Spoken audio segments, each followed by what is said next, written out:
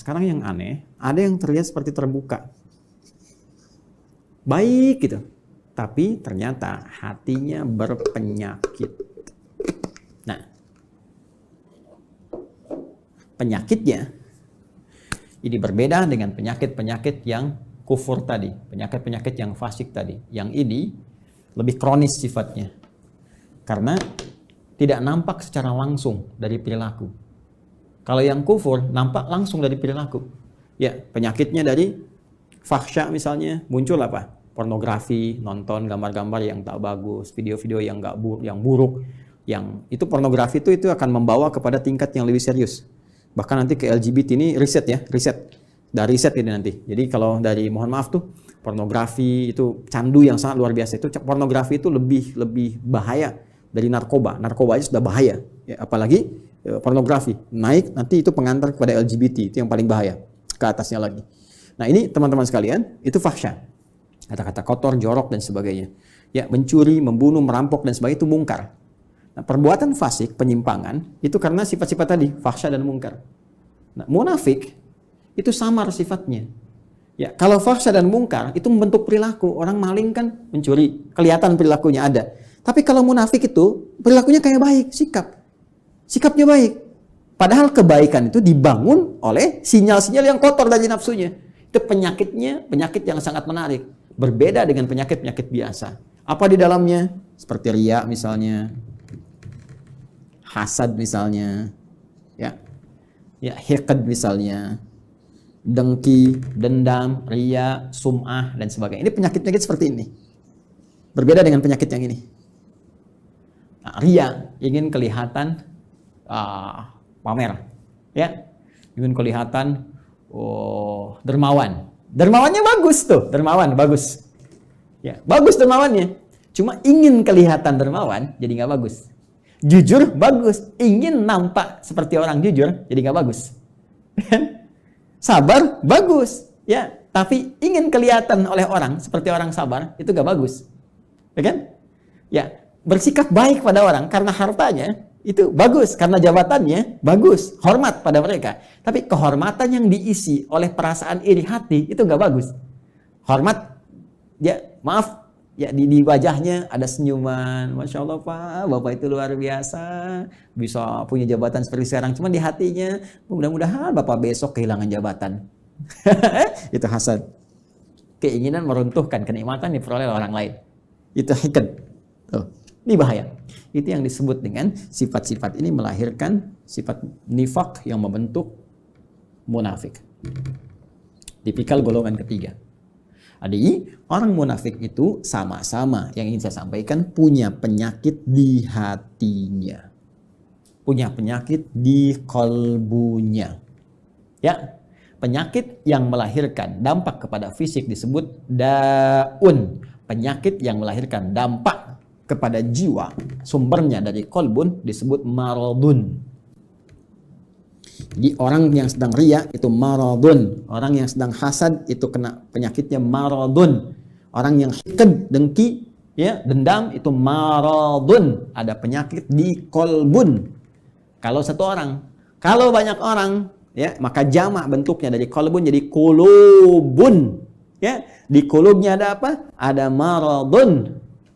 Karena itu kalau ditanya kemudian, kenapa orang munafik itu bermasalah imannya? Kenapa dia menipu dirinya sendiri? Di ayat 9, ya kan? Kenapa dia mencoba menipu Allah dan orang beriman? Padahal tanpa sadar dia menipu dirinya sendiri. Karena di kolbunya ada maradun. Karena di kulub mereka kalau banyak. Karena munafik menular. Kalau banyak orangnya di kulubun. Ya, di kulub hati-hati mereka itu ada penyakit maradun. Maka dijawablah dari pemaparan ini. Turunlah kemudian, perhatikan, ya, pernyataan tegas dari Allah Subhanahu wa taala yang mendasari pemaparan yang telah diuraikan tadi, ayat 10. Fi qulubihim marad. Fi qulubihim maradun. Ini fi qulubihim marad. Yang paling menarik di ayat ke-10 ini, yang Allah tekankannya tuh yang ini, khabarnya.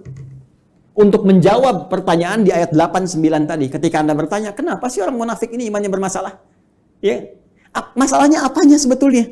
Kan kelihatannya seperti orang baik. Di mana letak masalah di imannya? Maka Allah tekankan, hei, masalahnya di hatinya itu loh ada persoalan. Di jiwanya. Ada masalah besar di hatinya yang nggak sama seperti orang normal. Ini orang nggak normal, kelihatan baik tapi hatinya berpenyakit. Kan? Ini yang ingin ditekankan. Di persoalan utama orang munafik itu ada pada jiwanya. Ini kembali ke sini tadi nih.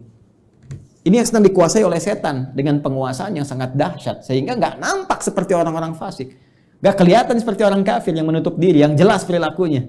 Ya, jelas nih, arahnya jelas. Ini samar kelihatannya. Kenapa? Karena ada bahaya di sini nih.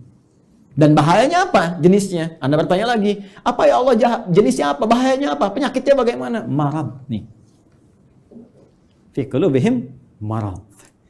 Nah, jadi ada penyakit-penyakit samar yang nggak nampak secara langsung, nggak kelihatan. Ya, nggak kelihatan, tapi lewat perilaku itu bisa terdeteksi. Nanti yang bisa melihatnya adalah nilai-nilai keikhlasan. Benar nggak nih? Saya mau menyumbang Pak untuk renovasi masjid. Kelihatannya di sini ada renovasi. Oh iya Pak, Masya Allah, Alhamdulillah. Sampai sini masih bagus. Berapa Pak kebutuhannya? 5 miliar. Nggak usah. Biar Pak nggak usah buka sumbangan. Biar saya aja yang nyumbang. Kan? Sampai sini masih bagus. Benar Pak? Iya nggak apa-apa. Ikhlas Pak karena Allah. Bismillah. Nih 5 miliar. Tapi mohon Pak ya, nanti pas Jumatan dikasih tahu bahwa saya mengatasi semuanya ini. Kalau perlu di akun Bapak sebarkan dari Sabang sampai Merauke. Nah, mulai muncul. Jelas ya? Nah, ini hal-hal demikian. Nanti kalau ini dikuasai terus, dipelihara terus, maka mulai nanti muncul tindakan-tindakan anarkis dalam kehidupan. Terbawa nanti. Mula-mula nggak enak fisik. Ini penyakit munafik ini berbahaya. Marad itu lebih berbahaya daripada da. Ya, pusing karena penyakit fisik. Ya, telat makan, asam lambung naik, pusing dan sebagainya. Itu obatnya obat fisik. Dawa, minum sesuatu, ya enak, nyaman, sudah selesai. Tapi karena munafik, ini bahaya. Pusing karena ria, repot tuh. Obatnya nggak ada di rumah sakit. Ya, silakan datang ke rumah sakit, konsultasi pada dokter spesialis. Saya pusing dok. Di mana Pak? Hampir semua keadaan kepala saya, depan, kanan, kiri, belakang pusing. Apa gejala yang dirasakan? Itu Pak, kalau tetangga saya beli handphone baru, saya pusing yang kanan. Kalau dia beli kulkas, pusing yang kiri Pak. Kalau dia pesan sesuatu yang baru, oh pusing yang depan. Nah itu, ini pasti yang ini nih. Ya, ini bahaya. Fazadahumullahu marada, kalau dia nggak taubat, terus dipelihara, dikoleksi, apalagi dihiasi oleh setan dengan hiasan-hiasan fata morgana, ya nanti dapat ini loh, dapat itu loh, ya terus dikemas seperti Abdullah bin Ubay bin Salul, ingin dapat kedudukan di Madinah, terus dia pura-pura, ya beriman, ya supaya dapat simpati, terus pakai pakaian seperti orang beriman supaya dapat perhatian-perhatian, dekat dengan Nabi, tapi di belakang merencanakan hal buruk, ya. Anti terhadap Nabi, ya, mau bahkan mengeksekusi Nabi, bikin tempat makar kepada Nabi dan sebagainya, Masjid Dirar itu kan, dan seterusnya, sampai wafat dalam keadaan yang mengenaskan. Itu hidupnya kolokan, ya kan?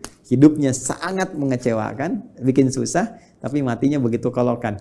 Dan itu kan sifat yang menular terus, tanpa batasan, waktu, dimensi dan sebagainya, terus naik dia. Makanya kalau ditemukan lagi kekinian misalnya, nah itu hati-hati. Ya, ini saya sampaikan sekali lagi untuk kehati-hatian ya. Bukan menghukumi satu dua pihak. Hati-hati cara membacanya jangan salah. Kalau salah baca berarti Anda pun sedang dikuasai oleh setan. Cepat ya. Dan saya berdoa mudah-mudahan Allah membersihkan hati kita. Awas hati-hati. Ya kalau ada kedudukan, ya, harta, benda dan lain sebagainya, kalau ada sinyal-sinyal seperti itu, maka setan sedang mulai masuk. Sekali lagi saya sering katakan ini musim-musim pilkada, kalau nanti ada bisikan-bisikan nih wilayah pemilihnya banyak Islamnya nih, kamu pakai kerudung aja untuk menampakkan aja kamu dekat dengan mereka. Kalau perempuan, kamu pakai peci deh, kalau bisa pakai jubah datang ke pesantren begini, kamu untuk nampakkan aja supaya kamu dapat pemilihnya. Ah itu hati-hati setan tuh. Katakan pada jiwa Anda, kamu jangan main-main dengan setan. Bilang aja kamu set, jangan main-main, kamu ingin men-set saya. Jangan main-main dengan setan, gitu kan? Kalau saya mau muslim, saya jadi muslim yang sesungguhnya. Saya pakai peci-peci beneran. Bahkan ini menjadi momentum saya untuk bertobat kepada Allah. Kalau saya dipilih, saya akan jadi pemimpin yang benar. Ya, saya akan dipilih pejabat yang benar. Jadi muslim yang benar. Nah itu. Ya. Pun demikian, hati-hati kalau sedang bermasalah, ya nggak pernah bersentuhan dengan jilbab, nggak pernah bersentuhan dengan peci, dengan tasbih, tiba-tiba tertangkap di persidangan bawa tasbih, bawa peci, bawa ini. Kalau motivasinya bagus, jalan untuk bertobat baik. Tapi kalau dorongannya udah untuk menarik perhatian hakim, juri, supaya ada kasihan, unsur kesolehan, pakai aja ini. Itu pun dikuasai oleh ini kalau tidak ada perubahan yang berarti. Ya, ingat saya menyampaikan ya sebagai gambaran objektif karena dari dulu ada seperti ini. Kalau muncul lagi sekarang, berarti kita bisa hindari. Ingat ya, kita tidak menghukumi satu atau dua pihak, tapi pelajaran kita bersikap objektif untuk melihat dan mengoreksi diri. Kalau ingin berubah, alhamdulillah. Kalau tidak, itu pilihan, tidak pernah ada paksaan. Ya, ini cara membacanya.